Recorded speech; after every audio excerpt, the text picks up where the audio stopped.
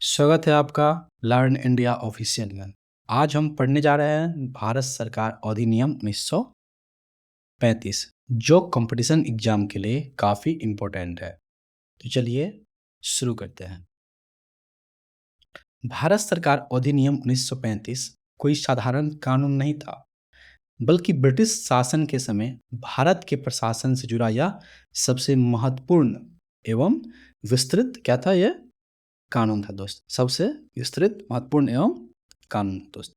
इस अधिनियम को समझना इसीलिए जरूरी है क्योंकि आगे चलकर भारतीय संविधान की कई व्यवस्थाओं पर इनका प्रभाव दिखाई देता है। यानी अगर हम भारत के संविधान के विकास की कहानी समझना चाहते हैं तो 1935 का अधिनियम एक बहुत महत्वपूर्ण क्या है, एक कड़ी है दोस्त। अब एक बात हमेशा याद रखिए, ब्रिटिश सरकार ने इससे पहले भी कई कानूनी सुधार किए थे, लेकिन भारत सरकार अधिनियम 1935 उन सब में सबसे बड़ा एवं सबसे व्यापक था दोस्तों अब हम समझते हैं भारत सरकार अधिनियम 1935 अचानक नहीं बनी थी। इसके पीछे कई वर्षों की राजनीतिक घटनाएं, भारतीयों की बढ़ती मांगे और ब्रिटिश सरकार पर बढ़ता दबाव काम कर रहा था। सबसे पहले बात करते हैं साइमन कमीशन 1927 की। जो रिपोर्ट साइमन कमीशन 1927 में इनको रिपोर्ट आया, इस आयोग को भारत की संवैधानिक व्यवस्था की समीक्षा करने के लिए भेजा गया था कि संविधान कितना फिजिबल है। लेकिन इसमें क्या हुआ कि एक भी भारतीय मेंबर नहीं था, इसीलिए पूरे देश में इनका जोरदार विरोध हुआ और नारा लगा साइमन गो बैक। क्योंकि लोगों को लगा कि भाई कोई भी मेरा मेंबर नहीं है, कोई भी भारतीय मेंबर नहीं है, ये कितनी शर्म की बात है। तो इसीलिए इनको साइमन गो बैक, फिरंगियों को वापस करो की नारा लगा। इसके बाद भारत के संवैधानिक भविष्य की चर्चा के लिए 3 गोलमेज सम्मेलन आयोजित किए गए थे दोस्त। क्या 3 गोलमेज सम्मेलन आयोजित किए गए थे। इन सम्मेलन में भारत में आगे किस प्रकार की शासन व्यवस्था होनी चाहिए इस पर चर्चा हुई। उधर भारतीयों में स्वशासन की मांग लगातार बढ़ रही थी कि हमको सेल्फ रूल चाहिए। कांग्रेस और अन्य राजनीतिक दल चाहते थे कि भारत के छोटे मोटे सुधार नहीं दिए जाए, बल्कि वास्तविक राजनीतिक अधिकार और जिम्मेदार शासन मिलो। इन सभी बहसों और सम्मेलनों के बाद ब्रिटिश सरकार ने व्हाइट पेपर यानी श्वेत पत्र जारी किया। इसमें भविष्य के संवैधानिक सुधारों को प्रारूप रखा गया दोस्त। यह पूरी प्रक्रिया आगे चलकर भारत सरकार अधिनियम की आधार बनी दोस्त।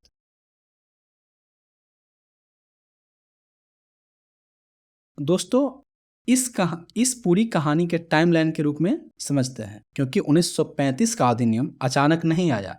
इसके पीछे 1927 से 1935 तक कई महत्वपूर्ण घटना हुई। सबसे पहले 1927 में साइमन कमीशन आया। ये कमीशन भारत में संवैधानिक जांच एवं सुधार के लिए आया था। इसके बाद जो प्रथम गोलमेज सम्मेलन हुआ 1920 में, उसमें कांग्रेस मुख्य सक्रिय रूप में भाग नहीं लिया। फिर 1931 में द्वितीय गोलमेज सम्मेलन हुआ। इस बार गांधी जी ने कांग्रेस के प्रतिनिधि के रूप में कांग्रेस की ओर से, इसीलिए परीक्षा में यहीं से सबसे ज़्यादा प्रश्न पूछा जाता है दोस्त कि कांग्रेस ने किस गोलमेज सम्मेलन में भाग लिया। तो इसका उत्तर क्या होगा, कांग्रेस ने द्वितीय गोलमेज सम्मेलन में भाग लिया था दोस्त। इसके बाद 1932 में तृतीय गोलमेज सम्मेलन हुआ। इसमें भी कांग्रेस भाग नहीं लिया दोस्त।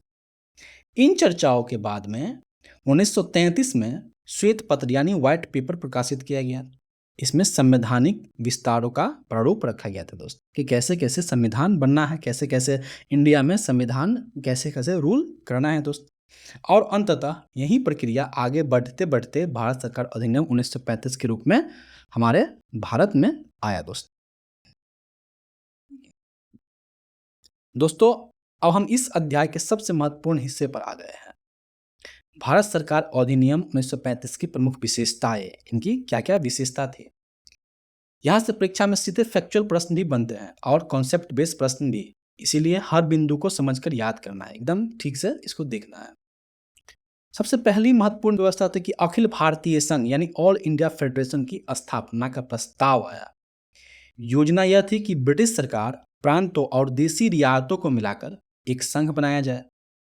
लेकिन ध्यान रखिए, यह संघ पूर्ण रूप से लागू नहीं हुआ दोस्त। ये पूर्ण रूप से फिजिकल रूप ग्राउंड पर नहीं आ पाया था ये संघ। दूसरी सबसे विशेषता थी कि प्रांतीय स्वायत्तता। इसका मतलब क्या था कि प्रांतों को पहले की तुलना में अधिक स्वतंत्रता दी गई और प्रांतीय विषयों पर मंत्री को अधिक अधिकार मिले। अब एक महत्वपूर्ण अंतर समझिए, प्रांतों में द्वैध शासन समाप्त कर दिया गया, लेकिन केंद्र में द्वैध शासन लागू करने की प्रावधान किया गया। यही बिंदु परीक्षा में अक्सर उल्टा करके पूछा जाता है। इसके बाद केंद्र और प्रांतों के बीच शक्तियों की 3 सूचियों में बांटा गया। कौन कौन सूची? तो संघीय सूची, प्रांतीय सूची और समवर्ती सूची में 3 सूचियों में उनको बांटा गया। इसके बाद संघीय न्यायालय की स्थापना का प्रावधान किया गया। आगे चलकर 1937 में फेडरल कोर्ट की स्थापना हुई। ठीक है, फेडरल कोर्ट की संघीय न्यायालय फेडरल कोर्ट की स्थापना 1900 कब हुई? 1937 में फेडरल कोर्ट की स्थापना हो जाती है दोस्त। एक और महत्वपूर्ण बात, इस अधिनियम में भारतीय रिजर्व बैंक आरबीआई से संबंधित व्यवस्थाओं का उल्लेख मिल रहा है। हालांकि आरबीआई की स्थापना से जुड़ी प्रक्रिया पहले शुरू हो चुकी थी और रिजर्व बैंक ऑफ इंडिया ने 1 अप्रैल 1935 से क्या किया? कार्य प्रारंभ किया। 1 अप्रैल 1935 से अपना कार्य क्या किया? ये एक्टिव कर दिया दोस्त। इसी दौर में, इसी समय में बर्मा को भारत से अलग करने की व्यवस्था की गई। इसके अतिरिक्त मताधिकार का विस्तार किया गया, यानी पहले की तुलना में अधिक लोगों को मतदान का अधिकार मिला। लेकिन अभी भी सार्वभौमिक वयस्क मताधिकार जो अभी चल रहा है उस लेवल का मतदान नहीं किया गया। उसमें मतदान का जो आधार था ये था पैसा, पावर, इस प्रकार का आधार था दोस्त। और दोस्तों गवर्नर और गवर्नर जनरल की विशेष विवेकाधीन जो शक्तियां दी गई थी, यही कारण था कि भारतीय नेताओं ने इस अधिनियम की आलोचना भी की, क्योंकि एक ओर स्वायत्तता दी गई, दूसरी ओर अंग्रेज अधिकारियों के पास में नियंत्रण की शक्तियां भी बनी रही दोस्तों अब भारत सरकार अधिनियम की सबसे चर्चित व्यवस्थाओं में से एक को समझते हैं, अखिल भारतीय संघ यानी ऑल इंडिया फेडरेशन। इस अधिनियम में यह योजना बनाई गई थी कि भारत में एक ऐसा संघ बने जिसमें ब्रिटिश भारतीय प्रांत और देसी रियासतें दोनों शामिल हो। यानी सोच यह थी कि ब्रिटिश सरकार और रियासतों को एक ही संघीय ढांचे के अंदर लाया जाए। लेकिन यहाँ सबसे महत्वपूर्ण बात क्या है? यह संघ कभी भी एक्टिव रूप में लागू नहीं हो पाया दोस्त। ये ग्राउंड लेवल पर लागू नहीं हो सका। क्यों? क्योंकि देसी रियासतों ने इसमें शामिल होने से विशेष रुचि नहीं दिखाई, बिल्कुल साफ मना कर दिया। उनकी अपनी राजनीतिक चिंताएं थी और वे अपने अधिकार एवं स्वायत्त स्थिति को खोना नहीं चाहता था। ठीक है, वो जो उसका जो फ्रीडम था उनको ये गंवाना नहीं चाहते थे। इसीलिए 1935 के अधिनियम में संघीय ढांचे का प्रावधान तो किया गया, लेकिन यह केवल प्रस्तावित व्यवस्था बन के रह गई। मतलब ये केवल कागजों पे रहा, ग्राउंड लेवल पर नहीं आ सका दोस्त। ठीक है दोस्तों, अब हम भारत सरकार अधिनियम 1935 की सबसे महत्वपूर्ण विशेषताओं में से एक प्रांतीय स्वायत्तता को समझते हैं। इसका सीधा मतलब था कि प्रांतों को अपने विषय पर शासन चलाने के लिए पहले की तुलना में अधिक स्वतंत्रता देना। अब यह एक बहुत जरूरी तुलना समझिए। भारत सरकार अधिनियम 1919 के तहत प्रांतों में द्वैध शासन यानी कि डायरकी लागू था। इसमें प्रांतीय विषय को 2 हिस्सों में बांटा गया, कुछ गवर्नर के नियंत्रण में थे तो कुछ मंत्रियों को दिए जाते थे। इस व्यवस्था में वास्तविक शक्ति पूरी तरह भारतीय मंत्री के हाथ में नहीं था दोस्त। लेकिन भारत सरकार अधिनियम 1935 ने प्रांत में द्वैध शासन समाप्त कर दिया और इसकी जगह प्रांतीय स्वायत्तता की व्यवस्था की गई दोस्त। अब प्रांतीय मंत्रियों को अपने विभागों में पहले की तुलना में अधिक अधिकार मिले और वे प्रांतीय विधानमंडल के प्रति उत्तरदायी हुए। लेकिन दोस्तों एक बात ध्यान रखिए, यह पूर्ण स्वतंत्रता नहीं थी। गवर्नर के पास अभी भी कई विशेष और विवेकाधीन शक्तियां मौजूद थी।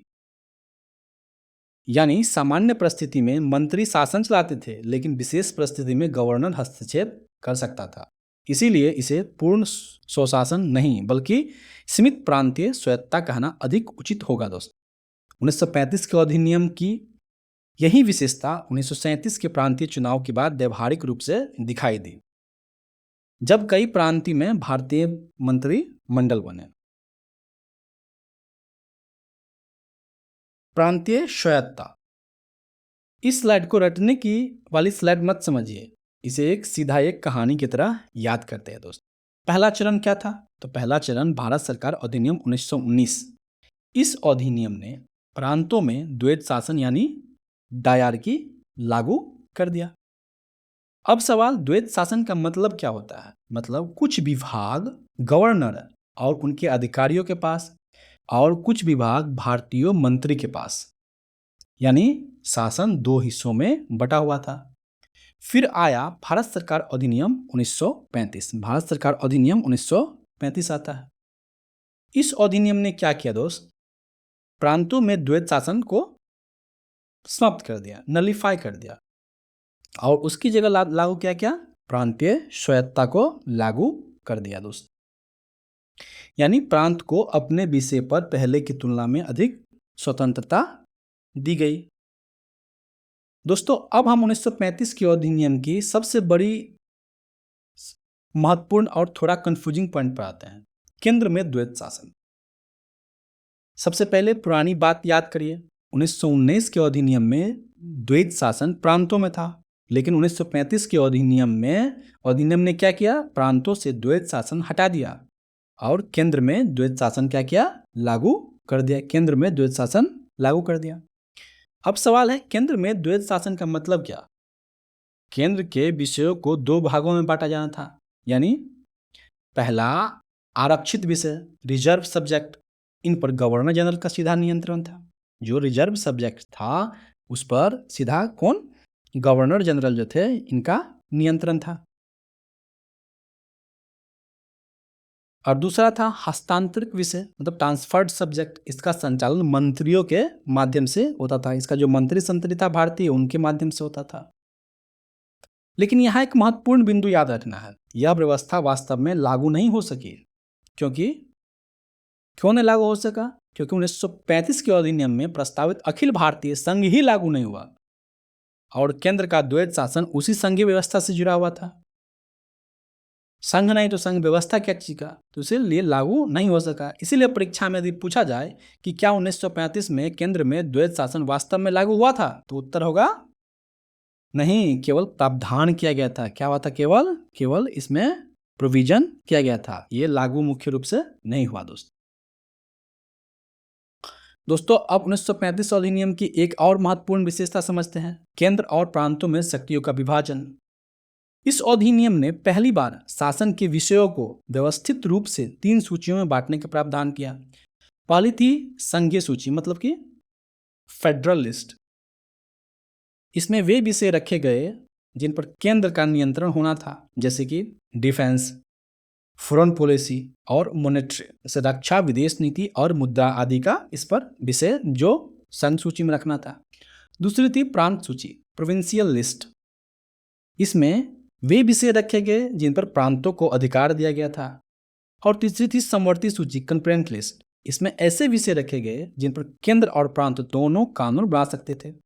अभी आप देख सकते हैं संघ सूची, राज्य सूची और समवर्ती सूची जो हमारे संविधान अभी जो वर्तमान में है, तो इनका प्रभाव हमारे संविधान में दिख रहा है दोस्तों। अब यहाँ एक केवल बहुत जरूरी बात याद रखिए, जो विषय इन तीनों सूचियां में नहीं आती थी, यानी अवशिष्ट सत्ता, रेजिडुअल पावर, वे गवर्नर जनरल को दी गई थी। यानी अंतिम नियंत्रण अभी भी पूरी तरह भारतीय प्रतिनिधि के हाथ में नहीं था दोस्त। अवशिष्ट शक्ति तो गवर्नर जनरल को हाथ में ही दिया गया था। यही कारण है कि 1935 का अधिनियम संघीय ढांचे की दिशा में बड़ा कदम तो था, लेकिन पूर्ण संघीय स्वशासन नहीं था दोस्त, इनको पूर्ण रूप से संघीय सुशासन नहीं दिया गया था। दोस्तों, अब इस बात की बिल्कुल साफ कर लेते हैं कि 3 सूचियाँ आखिर क्या थी। पहली सूची थी संघ सूची, जिसमें रक्षा, विदेश और मुद्रा आदि आते थे। इन पर केंद्र का नियंत्रण होना था। दूसरी थी प्रांतीय सूची, इसमें वे विषय आते थे जिन पर प्रांतीय सरकारें कानून बना सकती थी, जैसे कि स्थानीय प्रशासन, कृषि, सार्वजनिक स्वास्थ्य जैसे विषय। और तीसरी सूची थी समवर्ती सूची। यह सबसे इंटरेस्टिंग थी, क्योंकि इसमें ऐसे विषय रखे गए जिन पर केंद्र और प्रांत दोनों कानून बना सकते थे। यही व्यवस्था आगे चलकर भारतीय संविधान में भी दिखाई देते हैं दोस्तों, अब हम बात करते हैं संघीय न्यायालय यानी फेडरल कोर्ट की। अभी हमने पढ़ा है कि 1935 के अधिनियम में केंद्र और प्रांतों के बीच शक्तियों का विभाजन किया गया था। अब सोचिए, अगर केंद्र और किसी प्रांत के बीच अधिकार को लेकर विवाद हो जाए तो फैसला कौन करेगा? इसी समस्या के निदान के लिए, समाधान के लिए संघीय न्यायालय की प्रावधान किया गया दोस्तों। इस व्यवस्था के आधार पर 1937 में दिल्ली में संघीय न्यायालय फेडरल कोर्ट की स्थापना की गई। इसका प्रमुख काम था केंद्र और प्रांतों के बीच संवैधानिक विवादों का निपटारा करना। और दोस्तों, परीक्षा के लिए एक महत्वपूर्ण बिंदु याद रखिए, भारत के संघीय न्यायालय के पहले मुख्य न्यायाधीश सर मोरिस ग्वायर थे। कौन थे? Sir Maurice Gwyer. अब यहाँ एक और बात समझिए, उस समय फेडरल कोर्ट भारत का महत्वपूर्ण न्यायालय था, लेकिन यह आज के सुप्रीम कोर्ट की तरह अंतिम न्यायिक प्राधिकरण नहीं था। कुछ मामलों में अंतिम अपील ब्रिटेन की प्राइवी काउंसिल में जा सकती थी। बाद में स्वतंत्र भारत में 28 जनवरी 1950 को सर्वोच्च न्यायालय की स्थापना, सुप्रीम कोर्ट की स्थापना और फेडरल कोर्ट का स्थान सुप्रीम कोर्ट ने क्या किया? उसको ले लिया दोस्त। अब बात करते हैं हम, जो अगला कड़ी है यह है भारतीय रिजर्व बैंक यानी आरबीआई। आरबीआई भारत का केंद्रीय बैंक था। इसकी स्थापना 1935 में हुई और इसने 1 अप्रैल 1935 से अपना क्या कर दिया? कार्यभार करना शुरू कर दिया। अब इसका प्रमुख काम था देश की मुद्रा और बैंकिंग व्यवस्था को नियंत्रित करना, मौद्रिक व्यवस्था को व्यवस्थित करना और बैंकों के लिए केंद्रीय संस्था के रूप में कार्य करना इनका काम था दोस्तों। ध्यान रखिए दोस्तों, आरबीआई की स्थापना के समय यह पूरी तरह से सरकारी संस्था नहीं थी, ये गवर्नमेंट बॉडी नहीं था। बाद में जो स्वतंत्र हुए हम लोग, उसके बाद इसका राष्ट्रीयकरण किया गया, नेशनलाइजेशन किया गया। इसके बाद ये क्या बना? सरकारी संस्था बन गई। तो इनका जो परीक्षा के लिए महत्वपूर्ण लाइन है, यह है स्थापना कब हुई? तो 1935 में। इनका मुख्य कार्य था मुद्रा और बैंकिंग व्यवस्था आएगा। राष्ट्रीयकरण 1949 में। राष्ट्रीयकरण कब हुआ? 1949 में। अब हम अगला जो कड़ी है, यह है बर्मा का भारत से अलग होना। ये एक बहुत महत्वपूर्ण कड़ी है दोस्त। उस समय बर्मा ब्रिटिश भारत प्रशासन का हिस्सा था। भारत सरकार अधिनियम 1935 के प्रावधान के बाद में 1937 में बर्मा को ब्रिटिश भारत से अलग कर दिया गया। उसको क्या कर दिया गया? हटा दिया गया। यानी परीक्षा में पूछा जाए कि बर्मा भारत से कब अलग हुआ, तो 1937 में। और अगर पूछा जाए तो किससे अलग हुआ, तो ब्रिटिश भारत से। किससे अलग हुआ दोस्त? ये ब्रिटिश भारत से अलग हुआ था। दोस्तों, अब हम भारत सरकार अधिनियम 1935 की एक और महत्वपूर्ण विशेषता को समझते हैं। यह है मताधिकार का विस्तार। इस अधिनियम से पहले की तुलना में अधिक भारतीयों को चुनाव में भाग लेने और वोट देने का अवसर दिया गया। लेकिन यहाँ सबसे महत्वपूर्ण बात यह है कि सभी भारतीयों को वोट देने का अधिकार नहीं मिला था। वास्तव में नहीं मिला था सबको अधिकार, क्योंकि इसका जो बेस था, जिस पर अधिकार देने की पावर में, वोट देने की पावर मिलती थी, यह आधारित था संपत्ति पर, कर पर, आय पर और शिक्षा पर। जिसके पास एक लेवल का संपत्ति था, जो योग्यता में फिट बैठता था, जो एक कर का आधार था, आय का आधार था, शिक्षा का आधार था, ये सब मीट करने के बाद में, ये सब अगर आप पार कर लेते हैं, इसके बाद आपको मत देने का अधिकार मिलेगा। यानी आज की तरह हर व्यक्ति, हर नागरिक को वोट देने का अधिकार उस समय नहीं था। यह केवल एक सीमित और क्रमिक लोकतांत्रिक विस्तार था दोस्तों। अभी हमने पढ़ा कि भारत सरकार अधिनियम 1935 में मताधिकार का विस्तार हुआ, लेकिन सबको वोट देने का अधिकार नहीं मिला दोस्त। अब सवाल आता है, फिर वोट किसे मिलता था भाई? मताधिकार कुछ निश्चित योग्यताओं पर आधारित था। सबसे पहला था संपत्ति। जिन लोगों के पास निश्चित स्तर की संपत्ति, भूमि थी, उन्हें वोट देने का अधिकार मिल गया दोस्त। दूसरा था शिक्षा। कुछ क्षेत्रों में शिक्षित लोगों को मतदाता बनने की प्राथमिकता मिल गई। तीसरा था कर भुगतान। जो व्यक्ति निश्चित कर देता, वह मताधिकार की योग्यता को पूरी कर पाता। चौथा था सामाजिक स्थिति। कुछ विशेष वर्गों या दर्जों से जुड़े लोगों को भी मतदान देने का अधिकार मिल सकता था। इसीलिए दोस्तों 1935 की व्यवस्था में वोट देना नागरिक का सार्वभौमिक अधिकार नहीं, बल्कि योग्यता का आधार सीमित अधिकार कर दिया गया दोस्तों अब आते हैं 1937 के प्रांतीय चुनाव पर। यह चुनाव भारत सरकार अधिनियम 1935 के व्यवहार में लागू करने की दिशा में महत्वपूर्ण कदम था। भारत सरकार अधिनियम 1935 के आधार पर 1937 में प्रांतीय चुनाव किया गया, प्रोविंशियल इलेक्शन कराए गए। इन चुनावों में भारतीय राष्ट्रीय कांग्रेस, इंडियन नेशनल कांग्रेस ने, आईएनसी ने कई प्रांत में अच्छा प्रदर्शन किया और अनेक जगहों पर बहुमत और मजबूत स्थिति हासिल की। इसके बाद कांग्रेस ने कई प्रांतों में अपनी सरकार बनाई। अब इसका महत्व को समझ लेते हैं। पहली बार भारतीय नेता को प्रांतीय स्तर पर शासन चलाने का वास्तविक अनुभव मिला। मंत्रियों को शिक्षा, कृषि, स्थानीय प्रशासन जैसे विषयों पर काम करने का अवसर मिला। लेकिन एक बात अभी भी याद रखिए, प्रांतों में कांग्रेस की सरकार बन जाने के बाद भी गवर्नर के पास विशेष शक्तियां बनी थी। यह किसी भी मंत्री के कार्य को नलिफाई कर सकता था, उसको हटा सकता था, यानी यह पूर्ण स्वायत्त शासन नहीं था दोस्त। इसीलिए 1937 के चुनाव को हम केवल चुनाव नहीं, बल्कि प्रांतीय स्वायत्तता का वास्तविक परीक्षा भी कर सकते हैं दोस्त।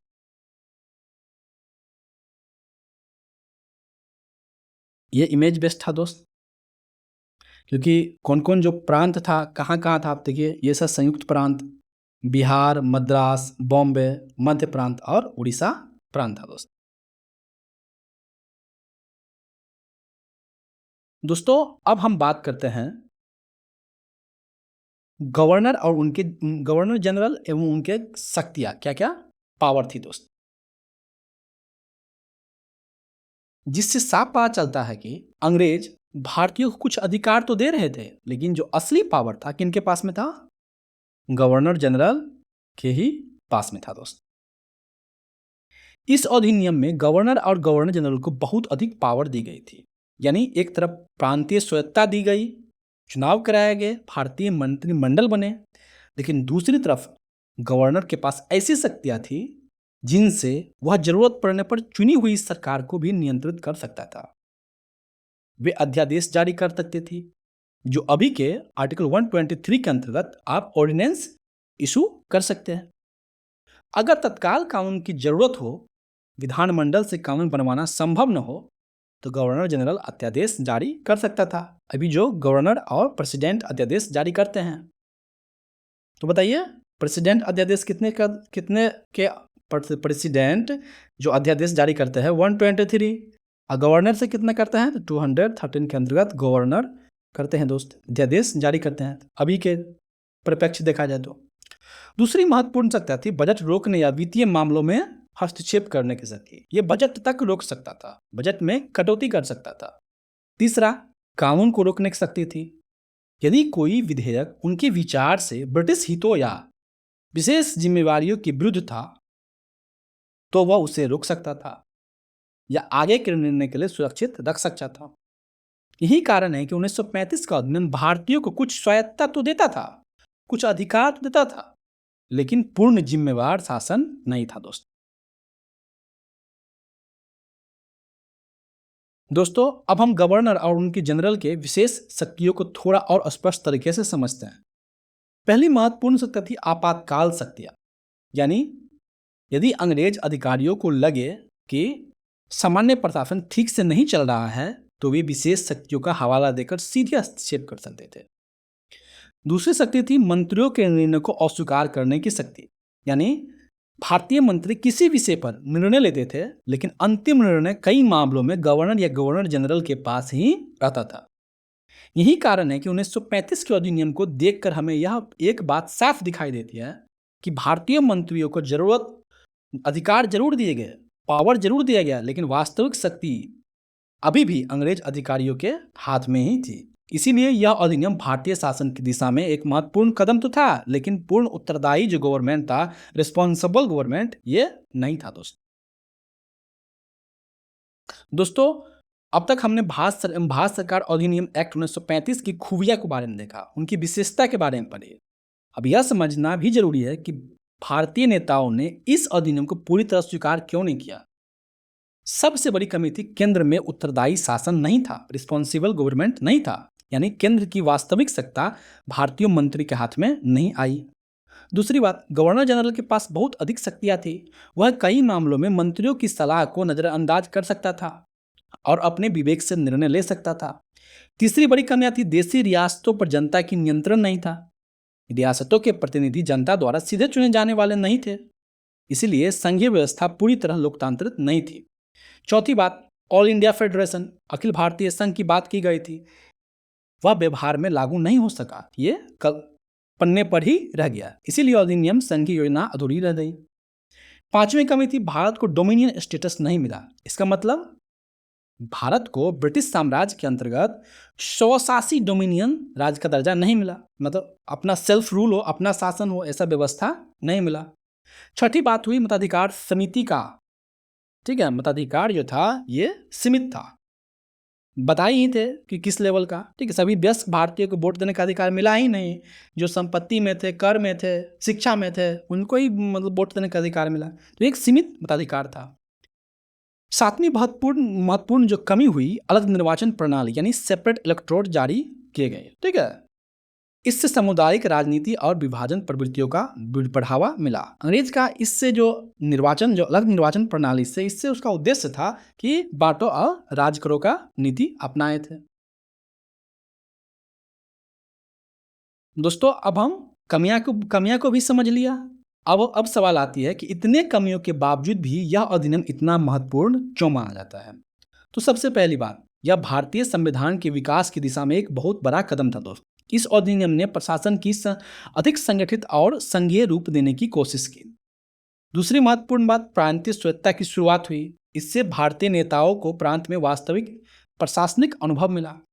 तीसरी बात, केंद्र और प्रांतों के बीच शक्तियों का विभाजन किया गया। इससे संघीय शासन की अवधारणा मजबूत हुई।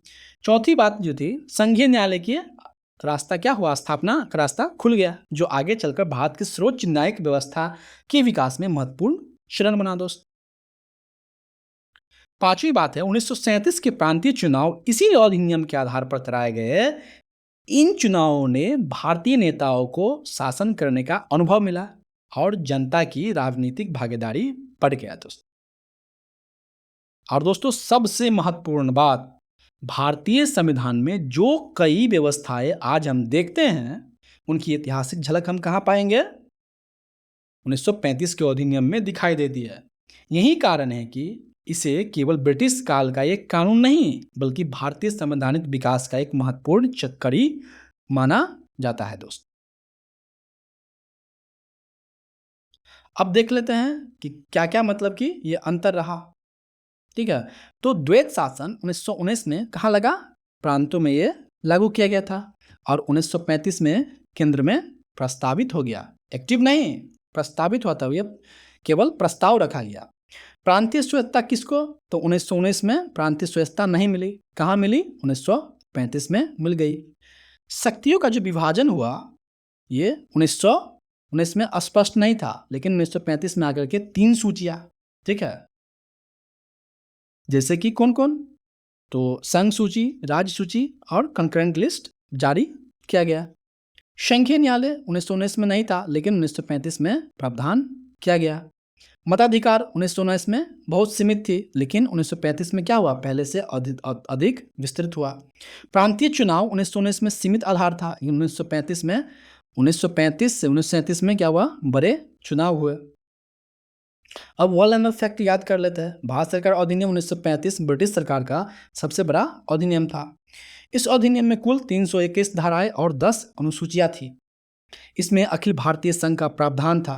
ये प्रावधान ही था, ठीक है, इसको वास्तविक रूप में लगा नहीं। अखिल भारतीय संघ लागू नहीं हो सका दोस्त। प्रांतों में द्वैत शासन समाप्त किया गया, प्रांतीय स्वायत्तता की स्थापना की गई। केंद्र में द्वैत शासन प्रावधान किया गया था, केंद्र में द्वैत शासन प्रावधान किया गया और सत्यों को 3 सूचियों में बांटा गया। अवशिष्ट सत्ता किनके पास थी? गवर्नर जनरल के पास थी। संघीय न्यायालय की स्थापना 1937 में हो गया दोस्त। आरबीआई की स्थापना कब हुई? 1 अप्रैल 1935 की आरबीआई की स्थापना हुई। बर्मा हमसे कब अलग हो गया? तो बर्मा ब्रिटिश भारत से 1937 में अलग हो गया और इसी अवधि में 1937 में प्रांतीय चुनाव कराया गया दोस्त। भारत को डोमिनियन स्टेटस नहीं दिया गया, मतलब कि सेल्फ रूल। डोमिनियन स्टेटस मतलब सेल्फ रूल नहीं दिया गया। यह अधिनियम भारतीय संविधान की पृष्ठभूमि में बहुत महत्वपूर्ण है दोस्त, पृष्ठभूमि तैयार करता है। धन्यवाद दोस्तों। भारत सरकार अधिनियम 1935 की जो यात्रा थी हमारे साथ, ये कैसा लगा? अगर अच्छा लगा है तो लाइक कीजिए, सब्सक्राइब कीजिए और शेयर कीजिए। जय हिंद।